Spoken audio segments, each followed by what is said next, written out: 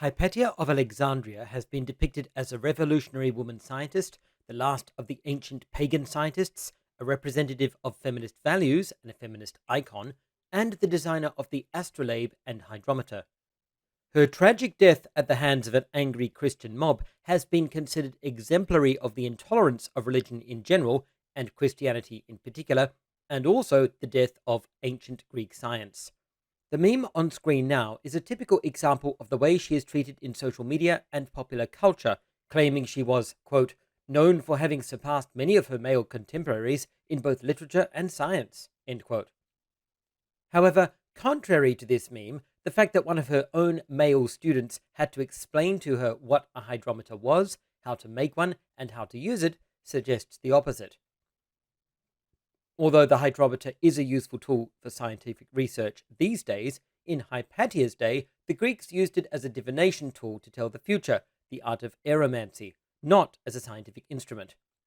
In reality, Hypatia was a neo-platonist lecturer and scholar in 4th century Alexandria in Egypt who taught mathematics and astronomy to members of the privileged elite as part of the mysteries of neo-platonism. To her disciples, Hypatia was a medium of divinely revealed truths. She taught mathematics as a system of mysticism rather than as a practical or scientific discipline. Hypatia was not the first woman scientist. In fact, in her day, there was actually no such thing as a scientist in the modern sense of the term, only the natural philosopher who studied the natural world and typically combined observations with religious and philosophical commentary. However, Hypatia was not even the first woman natural philosopher, nor was she the world's first mathematician. Her position as a teacher of men did not threaten the existing social or religious order, which was very tolerant of women teachers. She did not invent the astrolabe, and there is no evidence she invented the hydrometer.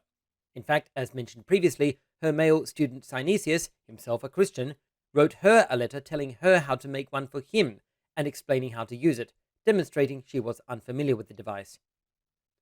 Her brutal murder by a Christian mob was due to political power play, not conflict between Christianity and paganism or science.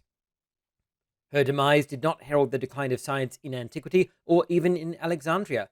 Her earliest historian, a Christian, praised her and condemned her murderers. She is quoted as having many rationalist ideals, as shown in the memes on screen now. This reputation for progressive thinking has derived support from Lynn Olson's Women in Mathematics, published in 1975, which ironically does not attribute these statements to her at all, but to her father, Theon. However, all these alleged quotations from Hypatia are sadly fictional. They were invented by Ethel Hubbard, an American traveling soap seller in the early 20th century.